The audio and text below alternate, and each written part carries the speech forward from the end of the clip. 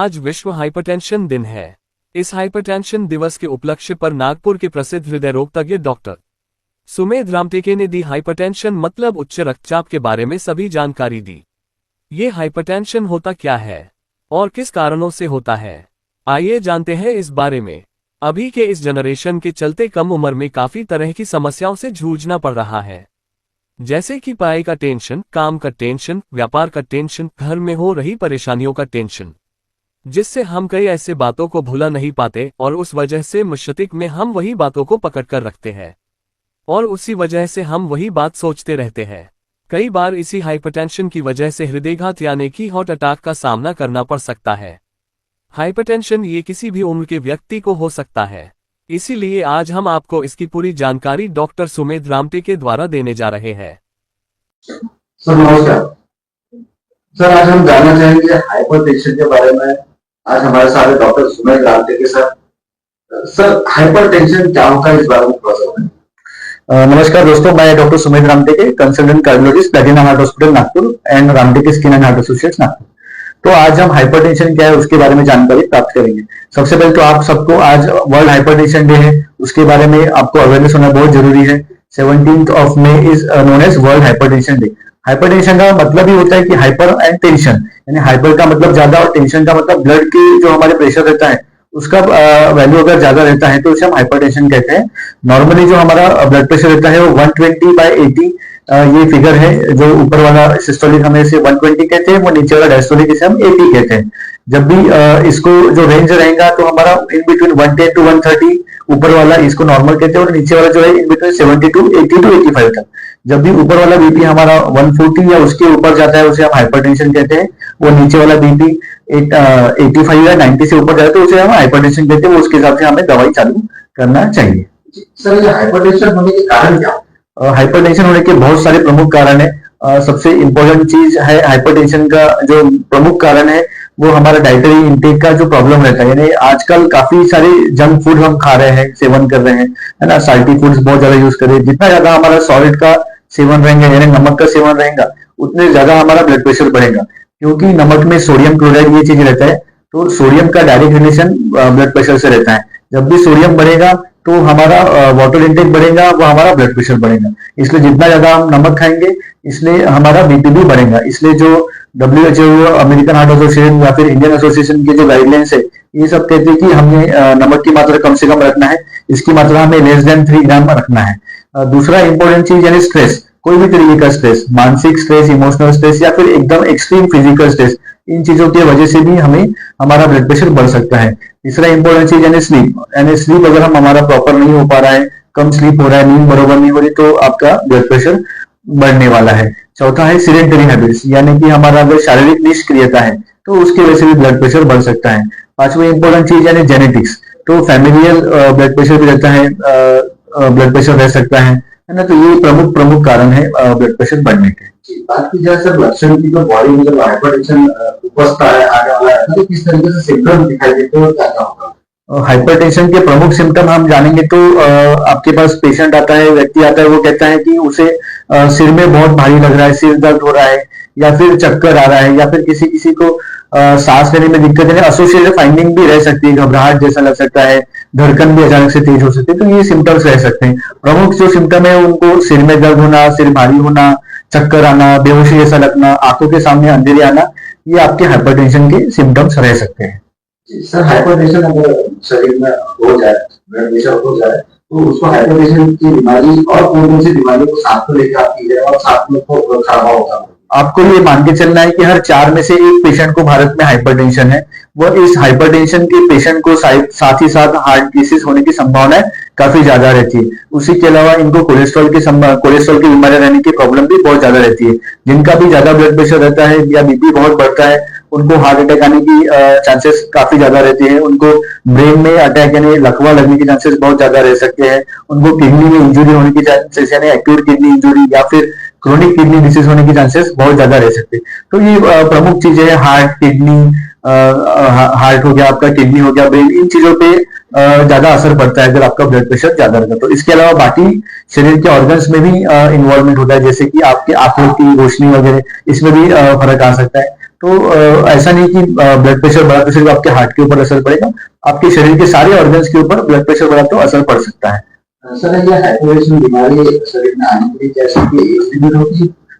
जो शुरुआती दौर से हम लोग जब पढ़ते आ रहे थे या फिर हम लोग लिटरेचर में पढ़ते थे तो एक था कि जैसे जैसे हमारा उम्र बढ़ेगा तो ब्लड प्रेशर भी बढ़ना ही है, बट ऐसा ये चीज नहीं है। अगर आप देखोगे तो आजकल काफी नौजवान लोगों में, यंगस्टर लोगों में भी ब्लड प्रेशर पाया जाता है। उसके पीछे का जो प्रमुख कारण है वो तो सबसे इम्पोर्टेंट स्ट्रेस लेना, क्योंकि अभी इतना कॉम्पिटिटिव हो गया, इसमें हम हमारा कॉम्पिटिशन खत्म तो नहीं कर पाएंगे, लेकिन इसकी वजह से जो जितना मानसिक स्ट्रेस आता है उसकी वजह से आपका ब्लड प्रेशर बढ़ता है। दूसरा है कि जो स्मोकिंग होता है, अल्कोहल होता है, तंबाकू, गुटखा, इन सभी का सेवन, वो सॉल्ट इंटेक का ज्यादा सेवन, इन सब चीजों की वजह से भी ब्लड प्रेशर बढ़ता है। जी, सर बात की जाए हाइपरटेंशन की, तो क्या इस बीमारी को पूरी तरीके से ठीक किया जा सकता है, रिवर्स किया जा सकता है? बिल्कुल रिवर्स किया जाता है, कर सकते हैं, बिल्कुल इसको ठीक किया जा सकता है। इसके लिए आपको आपके डॉक्टर से, आपके कार्डियो से मिलना चाहिए। आपको खाने पीने में आपको ध्यान देना है कि ज्यादा नमकीन खाना नहीं खाना है, जंक फूड नहीं खाना है, जहाँ ज्यादा तेल वगैरह तेल की चीजें नहीं खाना है। इससे आपका ब्लड प्रेशर कंट्रोल होने में मदद होगा। ज्यादा से ज्यादा आपको हरी सब्जियां खाना है, ग्रीन वेजिटेबल्स खाना है, और वाटर इंटेक हमारा अच्छा रखना है, तो इससे आपका ब्लड प्रेशर कंट्रोल हो सकता है। ये हमारा मेन हो गया डाइट के द्वारा। दूसरा ड्रग्स के द्वारा, तो मेडिसिन के लिए आपको आपके डॉक्टर से मिलना रहेगा। कौन सी टाइप की उचित मेडिसिन आपको रहेंगी वो आपके डॉक्टर आपको डिसाइड करेंगे। तीसरा है कि आपको मानसिक स्ट्रेस अपना कम रखना है, योगा करना है, मेडिटेशन करना है, डेली हमें वॉक करना है, minimum 30 minutes daily brisk walking करना है। अगर आप जिम करते हो तो जिमिंग कर सकते हैं, एक्सरसाइज कर सकते हैं, साइकिलिंग, स्विमिंग, सारी चीजें कर सकते हैं। तो इसके वजह से भी हमारा मन शांत रहेगा, हमारा ब्लड प्रेशर कंट्रोल होने में इससे मदद हो सकती है। सर वर्ल्ड हाइपरटेंशन डे है, तो इसके उपलक्ष्य में आप जनता को क्या एक संदेश देना चाहिए? आज 17 में वर्ल्ड हाइपरटेंशन डे के उपलक्ष्य में मैं जनता को, लोगों को, हमारे सारे पेशेंट्स को, मेरे सारे मित्रों को यही संदेश देना चाहेंगे, यही हम उनको बताना चाहेंगे कि ब्लड प्रेशर को आप हल्के में नहीं ले सकते। बीपी बढ़ने से आप देख रहे होंगे आपके घर में, हर एक के घर में किसी ना किसी व्यक्ति को या आपके फैमिली फ्रेंड में सबको ब्लड प्रेशर है। उसके वजह से काफी सारे दुष्परिणाम आपके शरीर पे आ सकते हैं। आपको ब्रेन में अटैक आ सकता है, ब्रेन अटैक यानी स्ट्रोक लगा हो सकता है, आपको हार्ट में अटैक आ सकता है, यानी माइक्रोड इन्फेक्शन जिसको हम हार्ट अटैक कहते हैं वो आ सकता है। उसकी वजह से आपका हार्ट का पंपिंग कम हो सकता है, इसकी वजह से आपकी जान जा सकती है। तो इसको आपको ब्लड प्रेशर को कंट्रोल करना बहुत ही ज्यादा जरूरी है। साथ ही साथ अगर आप देखोगे तो जिन लोगों को ब्लड प्रेशर रहता है तो साथ ही साथ में उनको डायबिटीज की भी चांसेस रहते हैं, शुगर बढ़ने के भी चांसेस रहते हैं, क्योंकि दोनों बीमारियां साइड बाय साइड चलती है। यानी ऐसा नहीं कि एक ही है। तो दो हमारी साइकिल के दो टायर है, उस टाइप का है ब्लड प्रेशर व शुगर। तो दोनों को कंट्रोल रखना है। वो आप उसके अगर दोनों को अच्छे से कंट्रोल रखेंगे तो आप अच्छी हेल्दी लाइफस्टाइल जी सकते हैं, आप काफी लंबे समय तक जी सकते हैं। जी सर, बात की जाए आपके हॉस्पिटल की, तो बीआरटी में हॉस्पिटल नागपुर में प्रसिद्ध माना जाता है। फिर हम जानना चाहेंगे सर कि इस हॉस्पिटल में क्या क्या बीमारियों का इलाज किया जाता है और क्या क्या नई पद्धति, नई टेक्नोलॉजी के साथ किया जाता है? हमारा प्लेटिना हार्ट हॉस्पिटल बर्डी में स्थित है, जहाँ पे हम regularly angiography, angioplasty, bypass surgery भी रेगुलरली रोज होते हैं। इसके अलावा हमारे यहाँ पेसमेकर भी किया जाता है। पेसमेकर यानी जिन लोगों की भी हार्ट की बीटिंग कम रहती है, जिसके वजह से उनको चक्कर आते हैं, तो इसमें हम पेसमेकर मशीन डालते हैं, तो उससे उनकी हार्ट की बीटिंग की समस्या सॉल्व हो जाती है। जिन लोगों की हार्ट की पंपिंग एकदम कम रहती है या जिन लोगों को धड़कन अचानक से तेज हो जाती है, तो उनको AICD यानी ऑटोमेटेड इम्प्लांटेबल कार्डियोवर्टर डिफिब्रिलेटर एक मशीन रहती है, जिसके द्वारा जब भी इस टाइप की धड़कन तेज होती है तो आपको अंदर के अंदर शॉक दिया जाता है, जिसे हम VT को शॉक देना कहते हैं। तो ये मशीन AICD मशीन भी हमारे यहाँ रेगुलरली होती है। उसके अलावा एक CRT-D यानी कार्डियक रिसिंक्रोनाइजेशन ट्रीटमेंट डिफिब्रिलेटर, ये भी एक ट्रीटमेंट है जो काफी एडवांस टेक्निक है, जिसकी वजह से जिन लोगों के भी हार्ट की पंपिंग कम है, जिन लोगों को बार बार हार्ट फेलियर की वजह से भर्ती होना पड़ रहा है, जिनकी क्वालिटी ऑफ लाइफ खराब हो रही है, इन लोगों को हम इस टाइप की मशीन डालते हैं, जिसमें हार्ट के दोनों चैम्बर्स में हम लोग वायर रखते हैं, वो मशीन को फिट करते हैं। इसे हम बाइवेंट्रिकुलर पेसमेकर या फिर कॉम्बो डिवाइस भी कह सकते हैं। इसी के अलावा आज की युग में नई पद्धति है जिसे हम टावी या टावर कहते हैं, यानी trans catheter aortic valve implantation या फिर trans catheter aortic valve replacement, जिसमें हम आपकी जो एओर्टिक वॉल जिसमें सुपरनाइन है, एओर्टिक स्टेनोसिस जिसे कहते हैं, तो पुरानी पद्धतियों में इसे ओपन हार्ट सर्जरी करके ही क्लियर किया जाता था, यानी बदली किया जाता। अभी नई टेक्नोलॉजी के द्वारा हम टावी यानी जैसे तरीके से हम एंजियोप्लास्टी करते हैं, उसी तरीके से हम लोग डायरेक्ट आपकी वॉल चेंज कर सकते हैं, इसे हम टावी कहते हैं।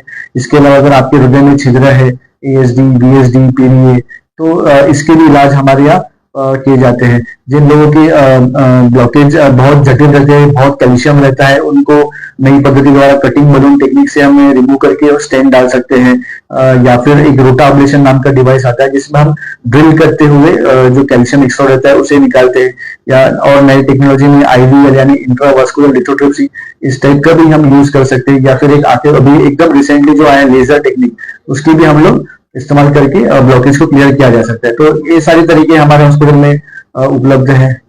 सर बात की जाए मरीजों की, कि अगर किसी को आपसे परामर्श लेना हो, इलाज कराना हो, तो किस तरीके से प्लेटिना हॉस्पिटल तक पहुंच सकता है, किस तरीके से आपके तक पहुंच सकता है? मुझे मिलने के लिए मैं मेरा नंबर आपको डायरेक्टली शेयर करता हूँ, 9179082358 या फिर 74108049 इस नंबर पे आप कभी भी कांटेक्ट कर सकते हैं। मैं या फिर मेरी टीम के लोग ये नंबर हमेशा चालू रखते हैं, तो आपको जब भी कभी कॉल करेंगे तो आपको कभी ऐसा नाराज नहीं होना पड़ेगा, आप तक रिस्पांस आ जाएगा आइदर मैसेज द्वारा या फिर फोन द्वारा।